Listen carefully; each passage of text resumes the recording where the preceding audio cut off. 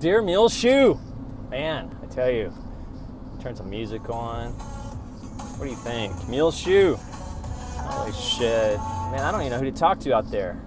Who the fuck do I even address? I mean, I don't know. Do I go here? What do you want to go here? All right, man. All right, I got to talk about Joseph a little bit. Is it Joseph? Who was the guy that told him to, like, put his shit in a box? Said, hey, put his shit in a box and bury me over there. I mean, who is that guy? I mean, I need to Google that. Put his shit in a box and bury my shit over there. Okay, Muleshoe. And I don't know, who do you talk to? You talk to Ruth? You talk to Ruth, and of course anything you say about Ruth, and she's going to think that she takes it as an insult to her children, and then she turns that, and then say, Ruth, you know, Ruth, will you help me? I need Ruth to call Elaine at the courthouse so that Elaine can give me a hearing for my Rule 11, my 2503. I mean, do I do that? I mean, who do I say Ruth? Like, okay, Ruth Locker and Muleshoe. Or do I talk to Donna? Or how about every person that violated 2503? And then why is 2503 so fucking important? You know, there's a this is bury my box talk, dude. You're like, really? Like, this is what we talk about? I met these people in Muleshoe. They're my ex-wife's family, and they sort of, what happened in a nutshell, if you're like, who the fuck is this Fibonojji guy talking to Ruth Locker, and what the fuck? We don't. And I'm like, well, this is really important. Like, if you remember back in the 50s and 60s, women who needed an abortion, they would use coat hangers, and coat hangers were sort of the symbol of the feminist not libertarian, but the feminist liberation movement. It's like, you know, women really need equality and adequacy and healthcare, and that was an idea whose time has come. And while I have my own opinions on life and abortion, I understand that I could totally understand, you know, women need equality. And then what's happened is this feminism has become the new Marxism. You can kind of just see what's happening with, give me a little backstory here. How do we go from Ruth to gender studies to 2503, and who the fuck is Mike Leach? And anyway, long story short, Ruth, I need you to call Elaine. Elaine's the courthouse person who I can't seem to get her to return my emails because I've been asking for like 4 things for about a year, and I don't know how to spell due process. Is it with a D-E-W or D-O, or is it D-O-O? What is due process in a civil trial in 2 years, not seeing your children, and 2503 hearings? And when is Ruth, am I going to be able to talk to Ruth and Fred about 2503 and Gail? And whether you guys decide you want to evaluate 2503 or not, on some level, make the rulings on this case so that I could take it to the federal level, and I could ask about federally protected statuses, and are federally protected statuses relative to gender relevant in a civil trial with 2503 systemically not enforced? And what is hide and go seek? And who the fuck is Ruth Locker? And does Elaine have dementia? Is she even alive? She's 300 years old. She lost my jury instructions. I know that happened. She also allowed Tina Riccones to file shit on my case. And how many people are filing? What's a pro se litigant? This is a foreign language. It was to me too, until I ran into Muleshoe.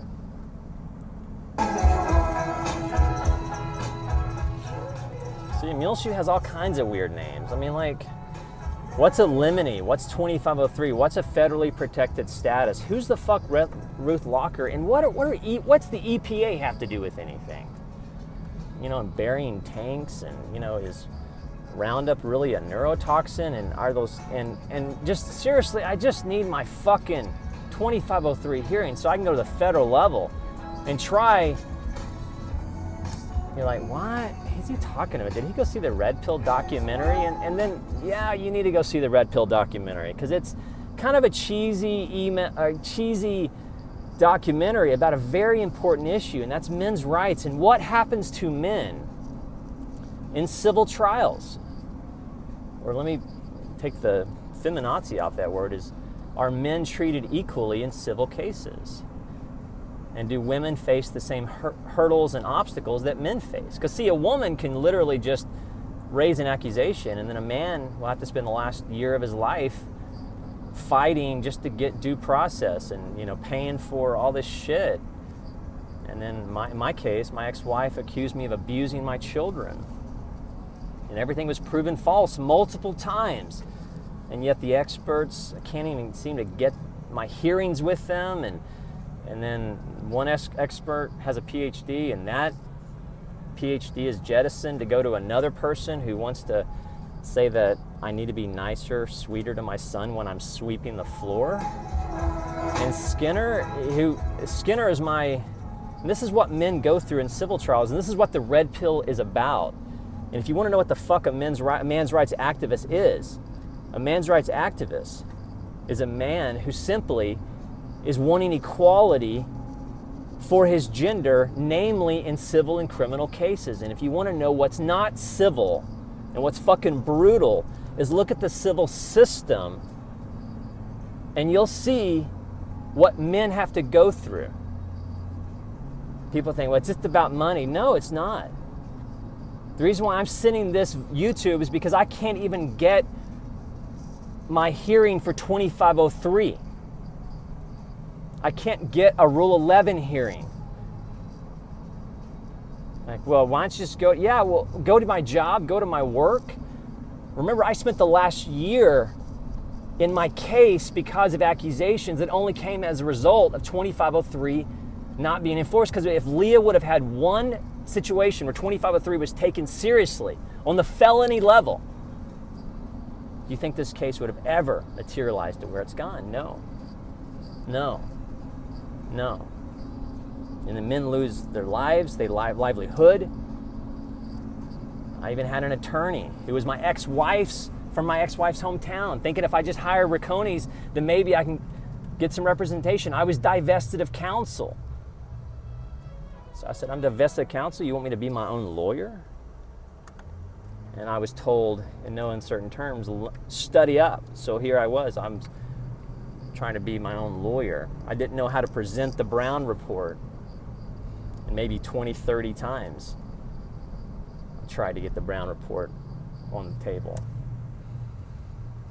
And remember, I'm a pro se litigant. And I learned what a limine is and how you have to fight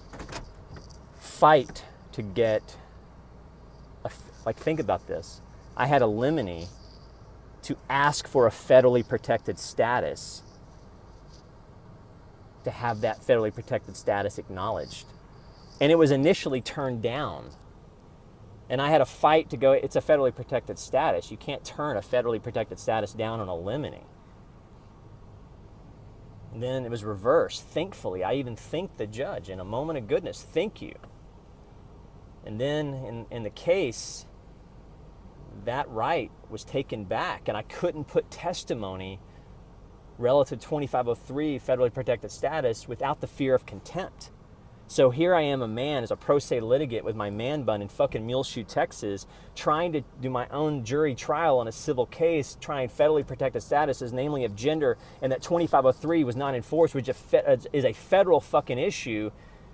And that narrative was taken away because I was threatened with jail for claiming that gender is a federally protected status. What the fuck? I know, right?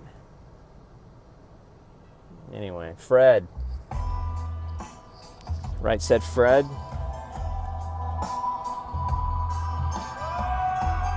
Fred is Ruth's husband.